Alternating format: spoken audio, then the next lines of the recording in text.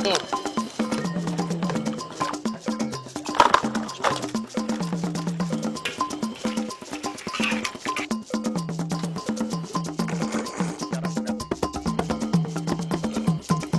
biasa.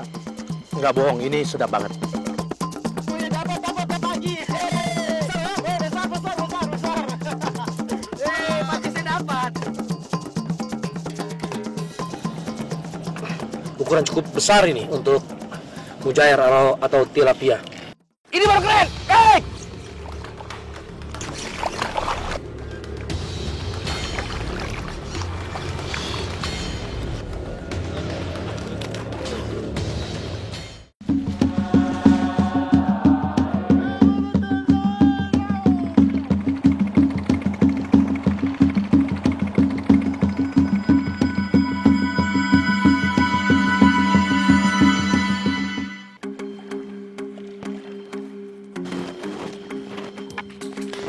Peran wanita Papua sangatlah vital dalam kehidupan sehari-hari.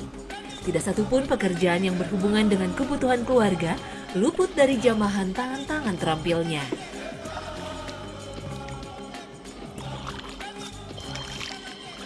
Saya lagi cari mama-mama di Sungai Porwai, Kampung Kapiau, Kabupaten Sarmi.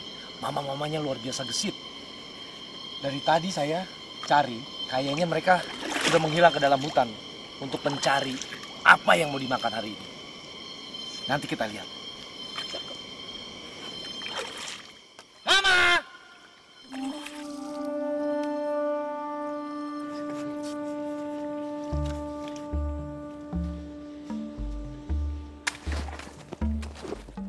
Areal pemburuan suku Rumbuai mencari kepiting bakau atau yang biasa dikenal dengan karaka bagi masyarakat Papua.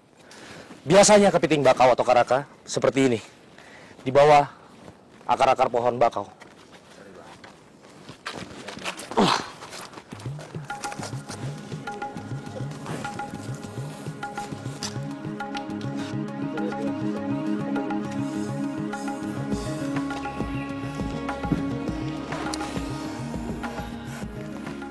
Yang perlu diperhatikan untuk menangkap kepiting adalah capitnya karena sangat berbahaya dan bisa menyobekkan tangan kita. Jadi kita harus segera selamatkan capitnya ini.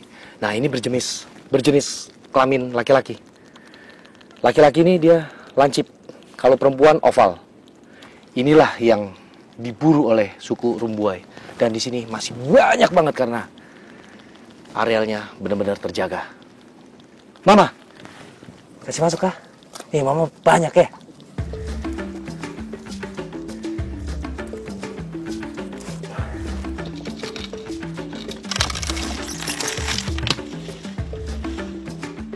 Hutan mangrove atau bakau sepanjang perairan pantai adalah habitat alami hewan berkaki 10 ini.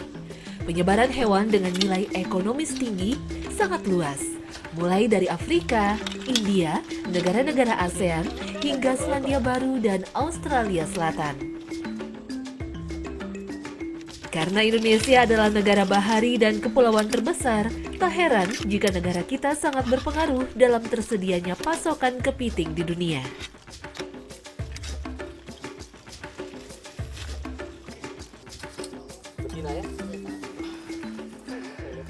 Mama, saya lihat besinya coba. Nah, ini yang digunakan masyarakat sekarang mencari karaka. Kalau dulu gunakan kayu, cuma kayu ini beberapa kali dijepit, itu pasti dia patah. Cara kerjanya itu bukan hanya menunggu capitan, tapi kalau dengan ini, sesudah dicapit, dikorek badannya untuk dipaksa keluar dari sarangnya. Karena kalau hanya capitan, dia bisa lolos. Ini makanya dilengkukan ini untuk capit badannya, dikasih keluar dari sarangnya. Sangat cerdik. Atau olahannya. Keberadaan tiram bakau pada ekosistem pantai memiliki fungsi yang sangat penting, yaitu sebagai penyaring logam Cu dalam air. Ini sejenis keong. Kalau dalam bahasa, tubra. Tubra. Salah satu makanan favorit. Tubra. Luar biasa. Dengan alam yang terjaga, apapun bisa didapatkan. Seperti supermarket bagi masyarakat suku Rumbuai.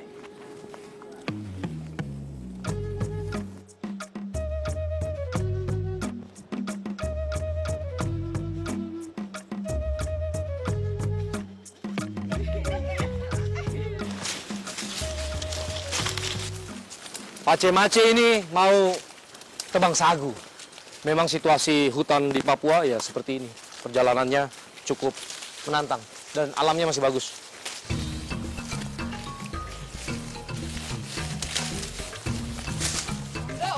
Pohon sagu atau rumbia yang siap panen adalah yang sudah cukup tua, ditandai dengan munculnya pucuk bunga pada bagian mahkotanya. Cara panennya terbilang memakan waktu. Pohon sagu harus ditebang dulu, lalu bagian tengahnya diambil dan disaring saripatinya.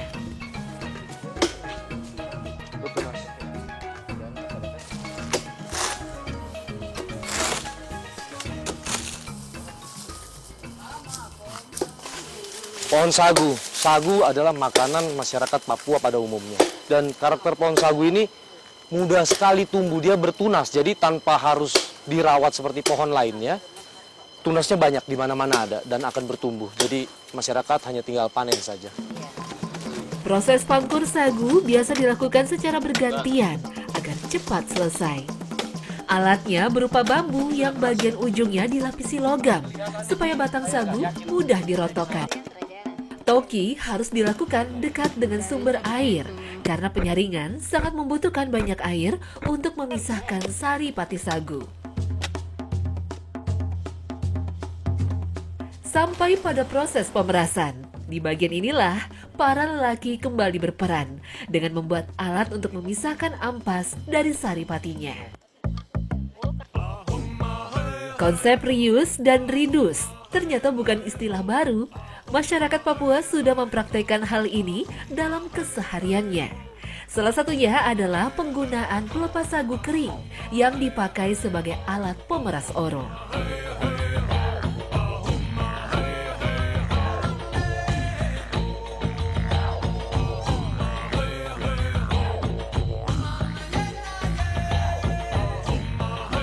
Begitu alat pemeras bisa dipakai, pekerjaan kembali dilakukan oleh kaum perempuan.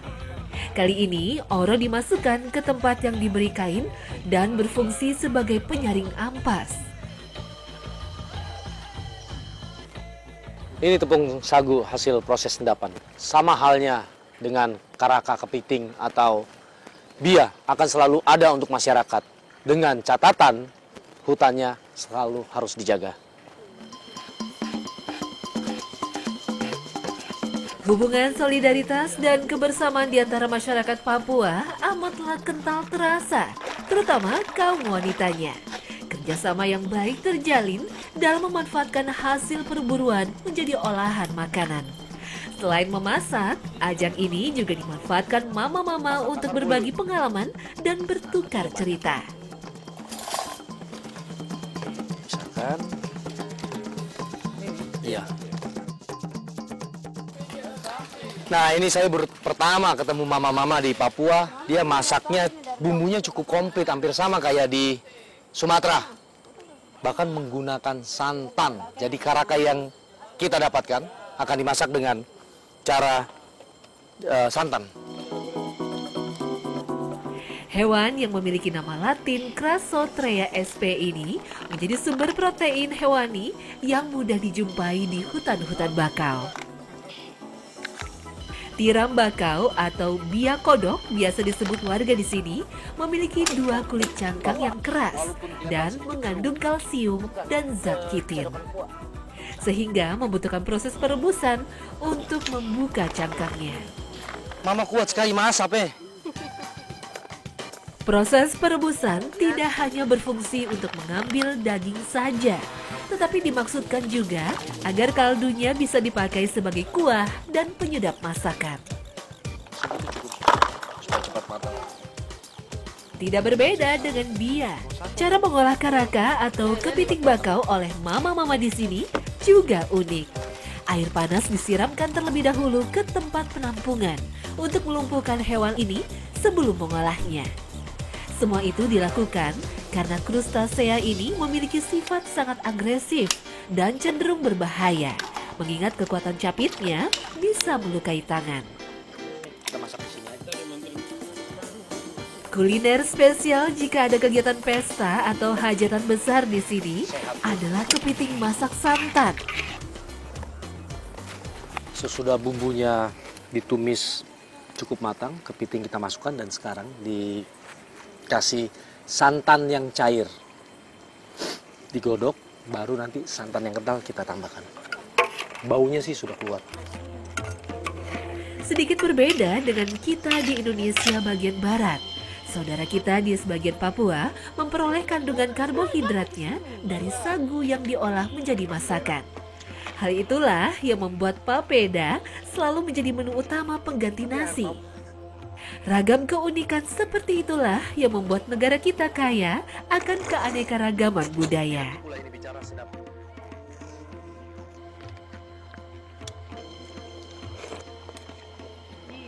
Luar biasa. Luar biasa. Nggak bohong, ini sedap banget. Sedap sekali.